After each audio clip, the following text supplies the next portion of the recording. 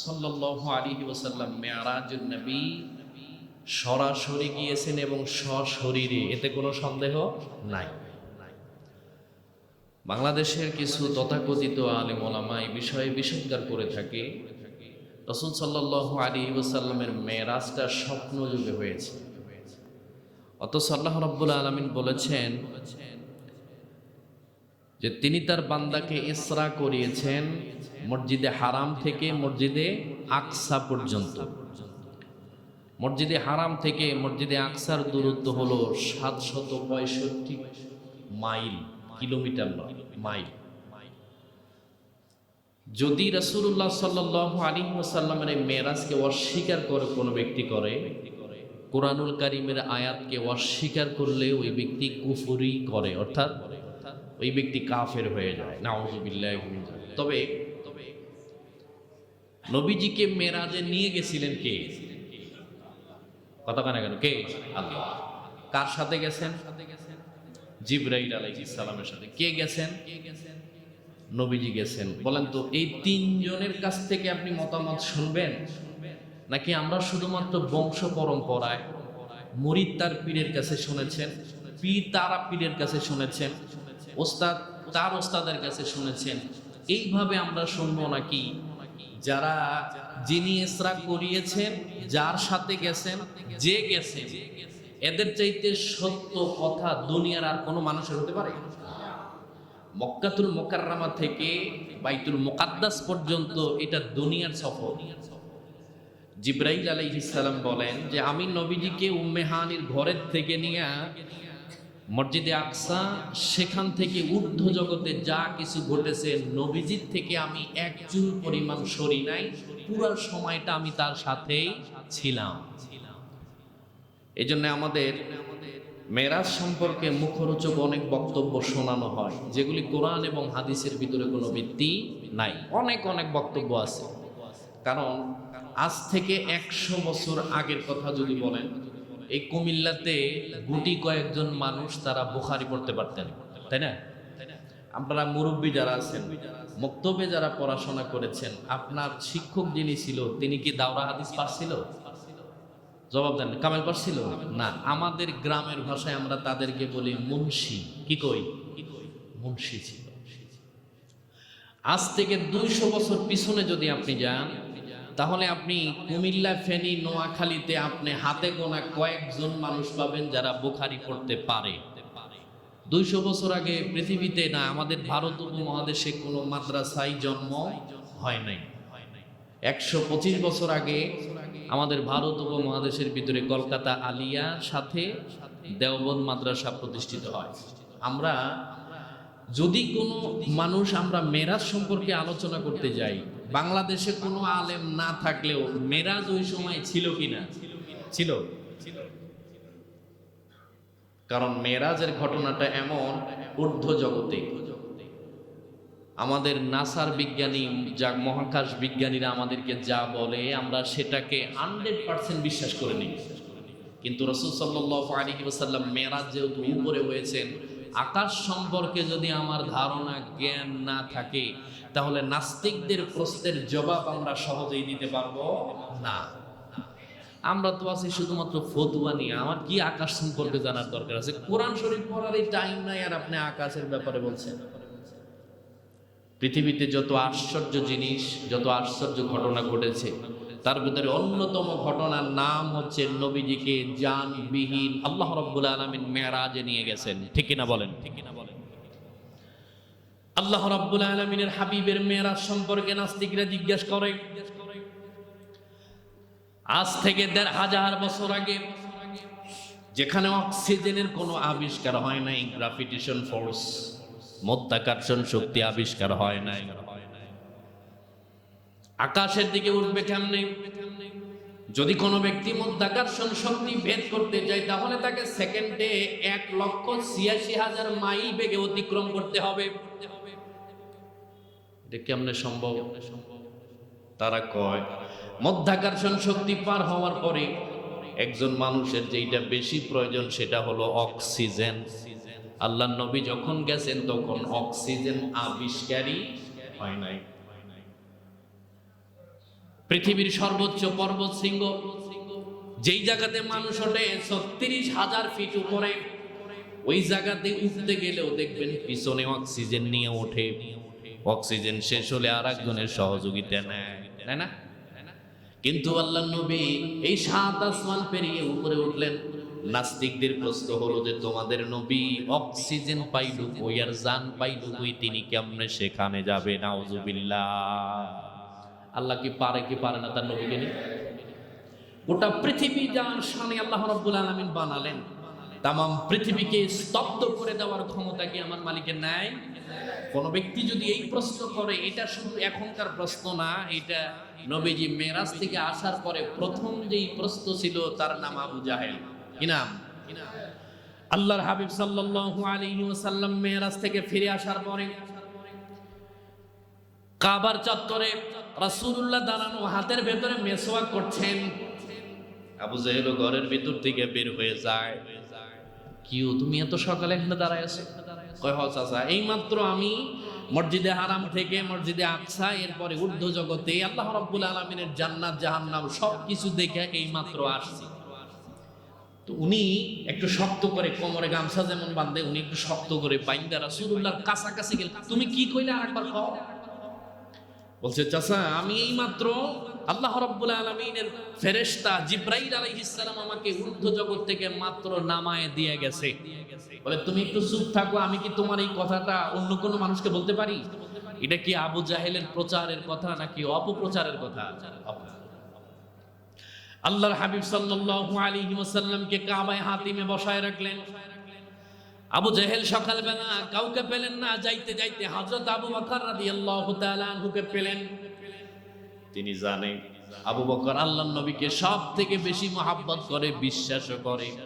আর আজকে যিনি এমন কথা বলেছেন, এই কথা যদি আবু বকরকেও বলি, আবু বকরও তাদের নবীকে পাগল সাব্যস্ত করতে বাধ্য। জোরে বলি নাউজুবিল্লাহ। আবু বকর রাদিয়াল্লাহু তাআলা আনহুকে ডাক দিয়ে বলে, আবু বকর, তুমি একটু তোমার নবীর কাছে যাও, আমি একটু কিছু মানুষকে একত্রিত করে তোমার নবীর কাছে আনি। আবু বকর কই, কেন? বলে, খবর আছে উতবা, শাইবা, ওয়ালিদ ইবনে মুগীরা, আবু সুফিয়ান, আবু লাহাব সকলকে একত্রিত করলেন। এবার আল্লাহর নবীর কাছে গিয়ে ডাক দিয়ে কয়, এবার বলো তো তুমি যে আমার সামনে একটা কথা বলেছিলে, কি যেন বললা, আবার একটু কও। আবু জাহেলের মুখ থেকে এই কথা বের হওয়ার আগে হযরত আবু বকর রাদিয়াল্লাহু তাআলা আনহু ডাক দিয়ে বলে, ইয়া রাসূলুল্লাহ, আমি আপনাকে মক্কাতুল মুকাররমার হেরেমের ভিতরে খুঁজেছি, আপনার ঘরের ভিতরে খুঁজেছি।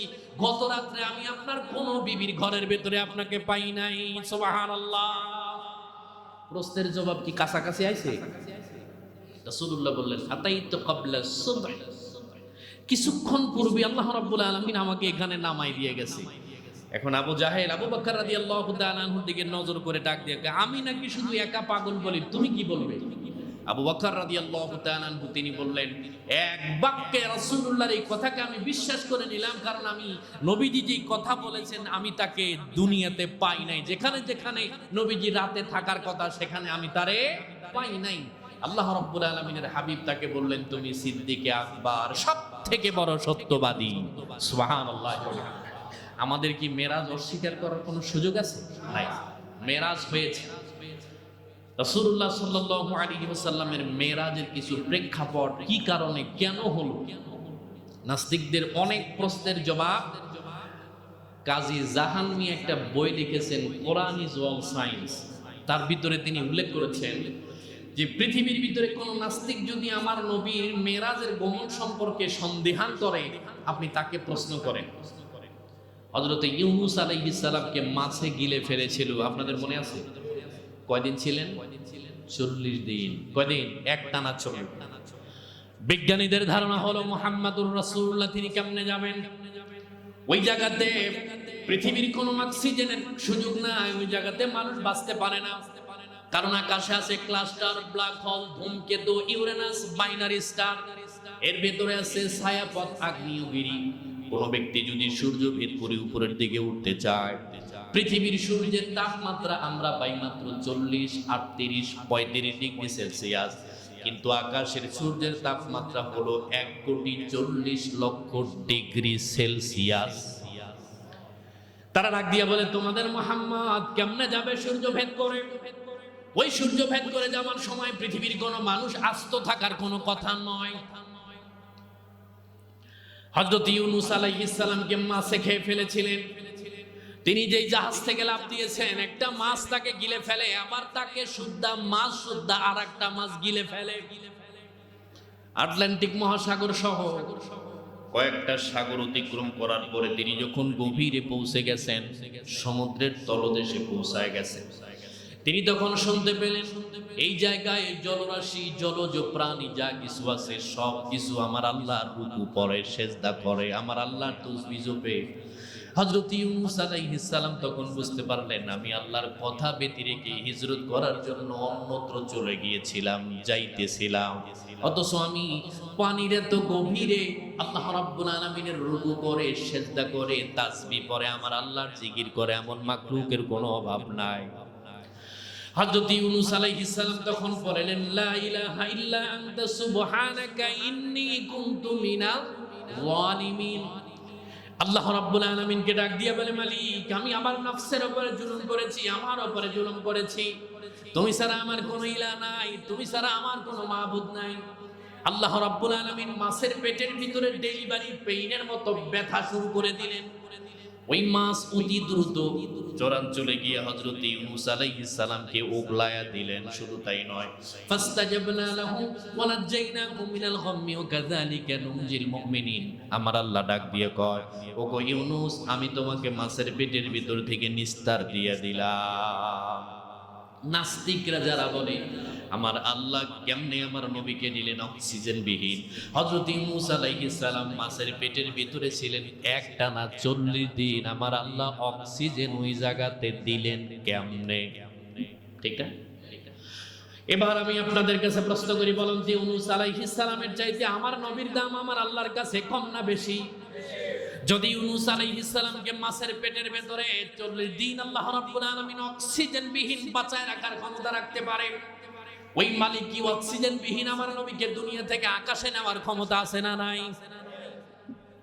আরেকটা কোন, হযরত ইব্রাহিম আলাইহিস সালাম নমরুদের আগুনে ছিলেন কয়দিন? ওই 40 দিন। বলেন, আল্লাহ রাব্বুল আলামিনের নবী হযরত ইব্রাহিম খলিলুল্লাহকে যখন অগ্নিকুণ্ডে নিক্ষেপ করে, নমরুদ তার প্রাসাদ থেকে উপরে থেকে বসে বলতো, কি আগুন, তোমার কি দহন ক্ষমতা কমে গেছে নাকি? আগুনের জিহ্বা আল্লাহ রাব্বুল আলামিন তার জবানকে খুলে দিয়েছিলেন। নমরুদকে ডাক দিয়ে বলেছিল, আমার দহন ক্ষমতা আছে কিনা তুমি একটু ভিতরে এসে দেখো। বলেন তো, যে আগুনের ভিতরে নমরুদ ইব্রাহিম আলাইহিস সালামকে ফেলেছেন, আগুনের স্রষ্টাকে? কথা কেন কেন কে? আল্লাহ রাব্বুল আলামিন। আল্লাহ রাব্বুল আলামিন আগুনকে বলে দিয়েছেন, খবর দেন। ইব্রাহিম আলাইহিস সালাম অগ্নিকুণ্ডের ভিতরে ঢোকার আগে আসমানের ফেরেশতারা তাকে সাহায্য করার জন্য এসেছিল। জিবরাইল আলাইহিস সালাম বলেছিল, ও আল্লাহর খলিল, আপনি আমাকে বলেন আমি নমরুদের প্রাসাদ সহ উল্টায় দিতে পারি। ইব্রাহিম আলাইহিস সালাম বলেছিল, তাইলে কও, তুমি যে প্রাসাদ উল্টায়া দেওয়ার জন্য এসেছো, তোমারে শক্তি দিছে কেডা? কয় আল্লাহ। কয় আমি যে অগ্নিকুণ্ডের ভিতরে নিক্ষেপ হচ্ছি, আমার মালিক কি আমারে দেয় না?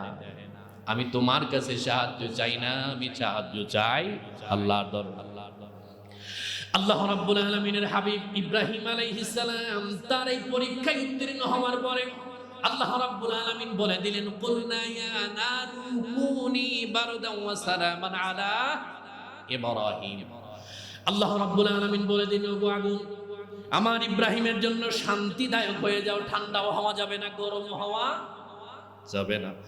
ইব্রাহিম আলাইহিস সালাম পরবর্তী তার নাতিপুতিদের সাথে কথা বলতেন, গল্পের ছলে তিনি বলে দিতেন, তুমি শোনো, আমার এই 200 বছর বয়স হায়াতের ভিতরে আমি নমরুদের অগ্নিকুণ্ডের ভিতরে যেই কয়দিন ছিলাম, এর চাইতে আরাম জীবন যাপন আমি আর কোনোদিন করি নাই। সুবহানাল্লাহ। তার মানে কি? আগুনের ভিতরে ইব্রাহিম আলাইহিস সালাম পড়ে রইলেন, পড়ার ক্ষমতা নাই। আমার আল্লাহ রাব্বুল আলামিন সূর্যকে ভেদ করে আমার নবীকে আসমানে উঠায় নেওয়ার ক্ষমতা আছে না নাই? জোরে বলেন, আছে। তাদের প্রশ্ন হচ্ছে, আকাশ পথে আছে আগ্নেয়গিরি, ছায়াপথ আছে, ব্ল্যাক হোল। ব্ল্যাক হোল ঝাঁকে ঝাঁকে ইলিশের ঝাঁক যেরকম এক জায়গা থেকে আর এক জায়গায় যায়, এই সূর্যের চাইতে, দুনিয়ার চাইতে সূর্য ছোট না বড়? কত বড়? 9 লক্ষ গুণ বড়। আপনি কি মাইপে আসছেন না বিজ্ঞানীরা যা কইছে তাই? ওনারা যা বলছে তাই আমরা। আবার সূর্যের চাইতে কিছু নক্ষত্র আছে হাজার কোটি গুণে বড়, আছে না নাই? নবী সাল্লাল্লাহু আলাইহি ওয়াসাল্লামের সাহাবী হযরতে আব্দুল্লাহ ইবনে আব্বাস থেকে বর্ণিত, তিনি বলছেন আকাশে এমন কিছু সূর্য তারকা আল্লাহ রাব্বুল আলামিন বানিয়েছেন, বানানোর পর থেকে আজ পর্যন্ত তার আলো দুনিয়াতে পৌঁছায় নাই, অথচ তার গতি হচ্ছে প্রতি সেকেন্ডে 1,86,000 মাইল। সুবহানাল্লাহ। তাহলে কত উপরে আছে? অনেক দূর উপরে। এখন বিজ্ঞানের ধারণা হচ্ছে যে রাসূলুল্লাহ কেমনে যাবে, কারণ ওই ব্ল্যাক হোলের কাছে যাওয়ার পরে এরকম হাজারো নিহারিকা পুঞ্জ গ্রহ নক্ষত্রগুলি ওই জায়গাতে যাওয়ার পরে ছোট্ট বাচ্চারা চকলেট মুখে দেওয়ার পরে যেরকম গিলে নেয়, এরকম হাজারো নক্ষত্রগুলিকে ওই ব্ল্যাক হোলের কাছে যাওয়ার পরে সবগুলি আস্ত গিলে ফেলে। সুবহানাল্লাহ বলেন না? আল্লাহ তাআলা 1450 বছর আগে বলেছেন ফালা উকসিমু বিমাওয়াকিন নুজুম, যেখানে গ্রহ নক্ষত্ররাজি হারিয়ে যায়। অর্থাৎ আল্লাহ রাব্বুল আলামিন আজ থেকে আরো 1500 বছর আগে আমার নবীর ব্যাপারে বলে গেছেন, আসমানের ব্যাপারে বলে গেছেন। বিজ্ঞান তো পরের কথা। আল্লাহ রাব্বুল আলামিন বলেছেন আমি তার কসম খেয়ে বলছি, যেখানে নিহারিকা পুঞ্জ গ্রহ নক্ষত্রগুলি ব্ল্যাক হোলের ভিতরে হারিয়ে যায়, সেটা খুঁজে পাওয়ার সম্ভাবনা। তাইলে পৃথিবীতে যত মানুষ আমার নবীর ব্যাপারে, মেরাজের ব্যাপারে বিশুদ্ধার করুক না কেন, আপনার ছেলে বিজ্ঞান মনস্ক, বিজ্ঞানে পড়াশোনা করে, কোনো অসুবিধা নাই, নাস্তিক হওয়ারও কোনো সম্ভাবনা নাই। কিন্তু আপনাকে যদি প্রশ্ন করে আপনার ছেলে যে নবীজি গেছে, এর ব্যাখ্যাটা কি আপনি আমাকে বলেন, আপনি ব্যাখ্যা দিতে না পারলে সে আন্দাজের উপরে বড় হবে, সন্দিহান নিয়ে বড় হবে। কথা কন না কেন? ঠিক কি না? আমাদের এই সম্পর্কে কোনো ধারণাই নাই। নাসার বিজ্ঞানীরা যদি আমাদেরকে না বলতো আকাশে কি আছে আমরা জানতামই না, ঠিক কিনা? জোরে বলেন। ওনারা যা বলে তাই আমরা বিশ্বাস করি। এখন আমি আপনাকে বলি, বিজ্ঞান সত্যবাদী নাকি আমার নবী সত্যবাদী? লা শামসু ইয়ামবাগি লাহা আন তুদরিকাল কামারা ওয়ালাল লাইলু সাবিকুনহা ওয়া কুল্লুম ফি ফালাকি ইয়াসবাহুন। আল্লাহ রাব্বুল আলামিন সূর্য এবং গ্রহ নক্ষত্রের পথগুলিকে আল্লাহ তাআলা বাতলায় দিয়েছেন। বিজ্ঞানীরা কিছুদিন আগে কইছে যে পৃথিবী ঘোরে, আবার কয় যে না পৃথিবী ঠিক আছে, চতুর্পাশে গ্রহ নক্ষত্রগুলি ঘোরে, কিন্তু না, প্রত্যেকটা গ্রহ নক্ষত্র তার নির্দিষ্ট কক্ষ সীমা অতিক্রম করে, কেউ কারো পথ দখল করে না। যদি করতো গোটা পৃথিবী 1 সেকেন্ডও টিকতো না। তারা আমাদেরকে এসে বলল যে আমরা এই দেখেছি, মঙ্গল দেখেছি, বুধ দেখেছি, নিহারিকা পুঞ্জ দেখলাম, আমরা 100% বিশ্বাস করে নিলাম। কিন্তু আমার নবী এসে বলল যে আমি দুনিয়া থেকে ইসরা করে আল্লাহ রাব্বুল আলামিনের ফাকানা কাবা কাউসাইনি আও আদানা, একেবারে আল্লাহ রাব্বুল আলামিনের কাছাকাছি পৌঁছে গিয়েছিলাম। আমার নবীর কথা কি অবিশ্বাস করা যায়? তাইলে আমরা বিজ্ঞানের কথা মানবো অতটুকু কোরআন সুন্নাহ ভিত্তিক আছে যতটুকু। কথা কানে কেন? ঠিক না? এই জন্য আপনি যখন আকাশ সম্পর্কে কোনো ধারণা না থাকবেন, নাস্তিকরা আপনাকে প্রশ্ন করে আটকায় দেবে, আপনি বলবেন আপনার যুক্তি ঠিক, ঠিক না? এখানে যারা আমরা উপস্থিত নামাজি যারা আছে, আমাদের মসজিদের ইমাম বলেন, মাদ্রাসার বড় বড় প্রিন্সিপাল বলেন, মাদ্রাসার মুহাদ্দিস বলেন, মুহতামিম বলেন, কোরআন এবং সুন্নাহর পাশাপাশি আমাদের আকাশ নিয়ে গবেষণা করারও দরকার আছে। আমরা বাঙালিরা ঢাকা বিশ্ববিদ্যালয় যতদিন থেকে প্রতিষ্ঠিত হয়েছে আজ পর্যন্ত একজন ভালো বিজ্ঞানী আমাদের দেশকে দিতে পারে নাই। পারছে? কথা কয় না কেন? পারছে? পারছে। শুধু কি পারছে? পহেলা বৈশাখে মঙ্গল শোভাযাত্রা করতে গিয়ে কেমনে মূর্তি বানানো যায় এটা তারা পারে। কথা কয় না কেন? ঠিক কিনা? পারে কি পারে না? আমরা চাই আমাদের সর্বোচ্চ বিদ্যাপীঠ ঢাকা বিশ্ববিদ্যালয়ের সূর্য যত বড় বড় বিশ্ববিদ্যালয় আছে, আল্লাহ তাআলা তাদের বিজ্ঞান মনস্ক কোরআন সুন্নাহ ভিত্তিক আবিষ্কার করার তৌফিক দান করে দিক। সকলে বলি আমিন। আমরা এরকম চাই কি চাই না? রাসূলুল্লাহ সাল্লাল্লাহু আলাইহি ওয়াসাল্লাম আবু বকর রাদিয়াল্লাহু তাআলা আনহু সহ সকলে একত্রিত, মনে আছে আপনাদের কথা? আল্লাহ রাব্বুল আলামিনের হাবিবের সামনে আবু জেহেল ডাক দিয়ে বলল, আমি তোমার কথা সামান্যর জন্য মাথায় রাখলাম, তুমি আকাশের কথা বাদ দাও, আকাশের চিন্তা ভাবনা আমার মাথায় আসবে না। কারণ ওই সময় রাসূলুল্লাহ মক্কা থেকে বাইতুল মুকাদ্দাসে গেছেন, একটা ঠেলা গাড়ি পর্যন্ত আবিষ্কার হয় নাই, উটবিহীন কিছু আবিষ্কার হয় নাই। কোন ব্যক্তি যদি শুধুমাত্র পায়ে হেঁটে যাইতে রওনা করে, সেখানে যাইতে সময় লাগে মাত্র 40 দিন। কয় দিন? 40 দিন। তুমি কেমনে আসলা? তবে তুমি শোনো, আমি তোমার কাছে একটু প্রশ্ন করব। আমি বাইতুল মুকাদ্দাস সম্পর্কে আমার কোনো ধারণা নাই, তবে যারা বাইতুল মুকাদ্দাসে যায়, ব্যবসা করার উদ্দেশ্যে যায়, ওই ফিলিস্তিনের ভিতরে যারা যায়, আমি তাদেরকে ডাক দিয়ে একটু জিজ্ঞেস করব। তুমি তাদের প্রশ্নের যদি জবাব দিতে পারো, আমি আজকে বিশ্বাস করে নেব তুমি আল্লাহর নবী। সুবহানাল্লাহ।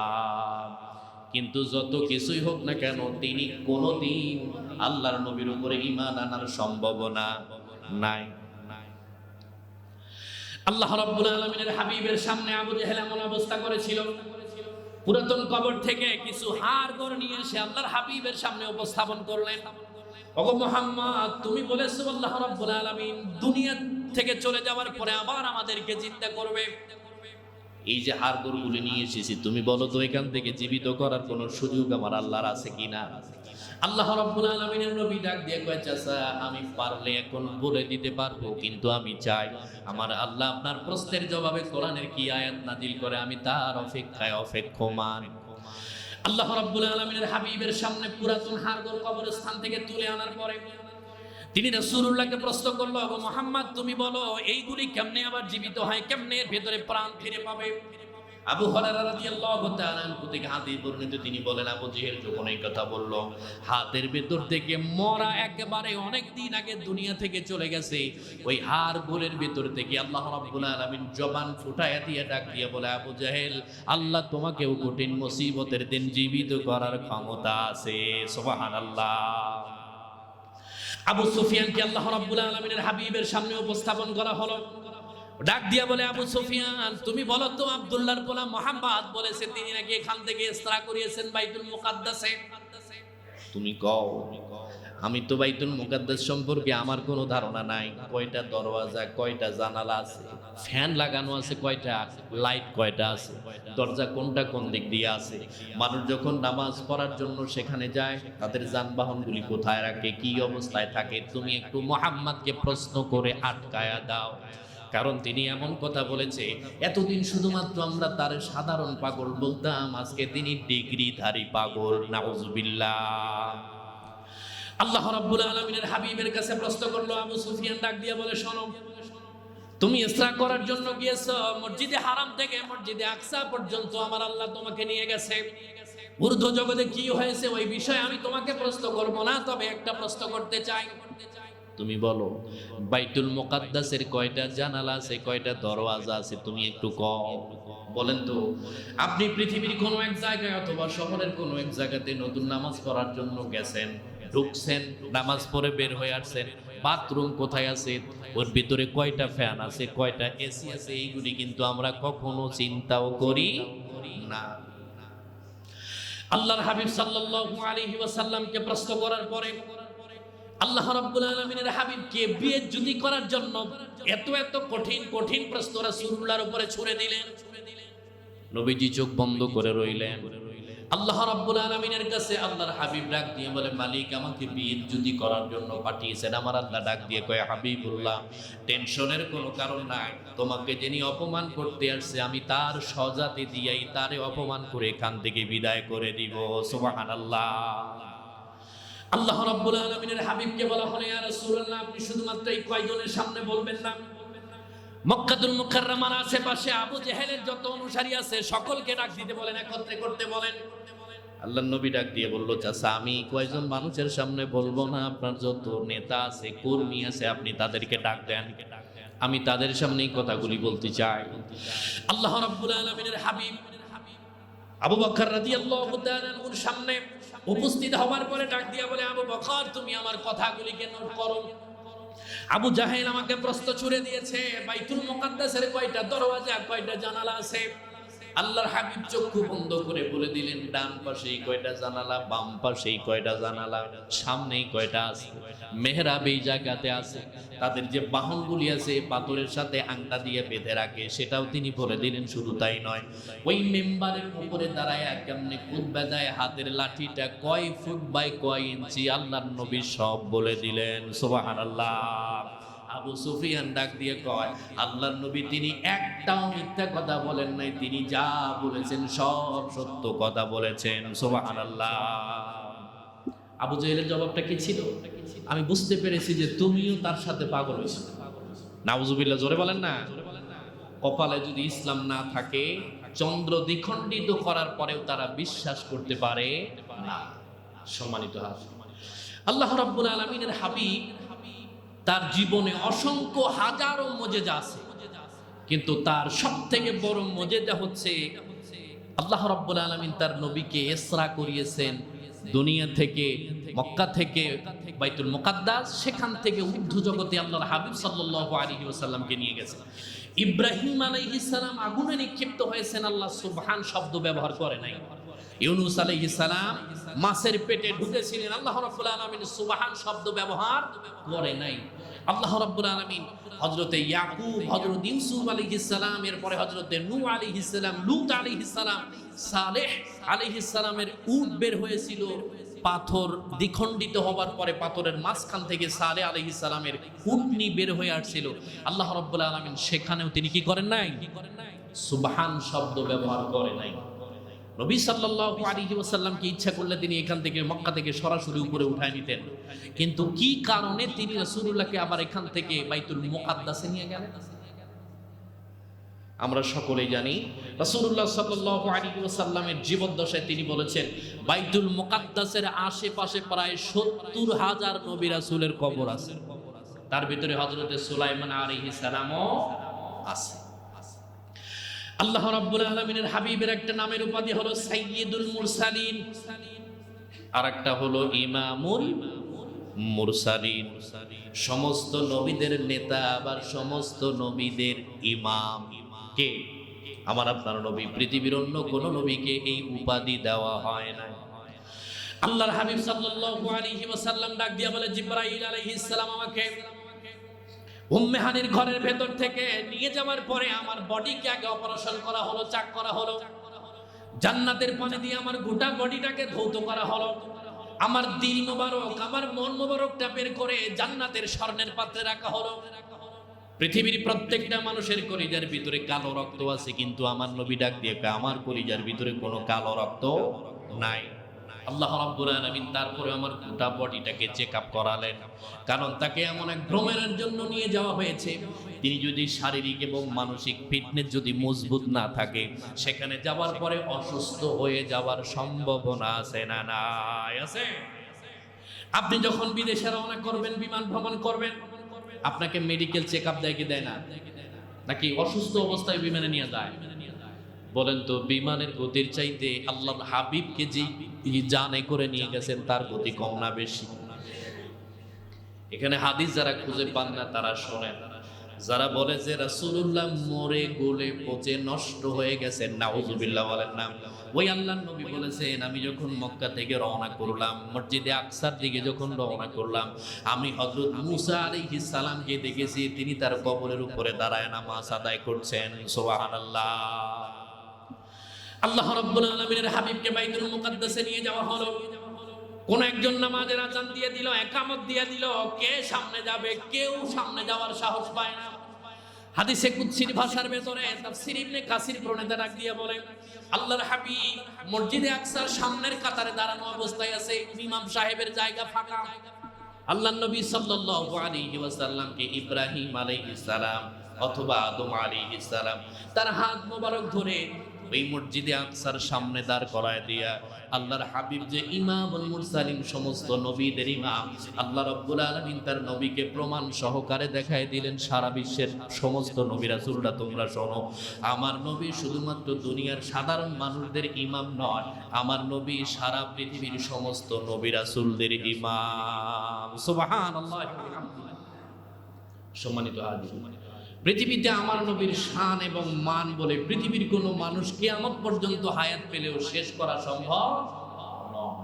এই জন্য বলছি, আমরা এর বিস্তারিত আলোচনা, আজকে যেহেতু মেরাজের রাত, আমাদের দেশে বেশ কিছু সময় দেখবেন শবে কদর, শবে বরাত, এই শবে মেরাজ আসলে পরে কিছু আলেমদের মাথা খারাপ হয়ে যায়, আসে না? এটা জায়েজ নাই, ওইটা জায়েজ নাই। ওনার বাড়ির পাশে একদম সুদ খায়, ওই ব্যাপারে ওনার কোনো মাথা ব্যথা নাই, কিন্তু মেরাজের রাত্রে কি কারণে মানুষ শুকরিয়া আদায় করলো এইটা নিয়ে ওনার মাথা ব্যথা আছে না নাই? আমরা কয়েকদিন আগে দেখছি যে বেগম জিয়ার জানাজা যিনি পড়িয়েছেন, সূরা ফাতিহা কেন পড়েন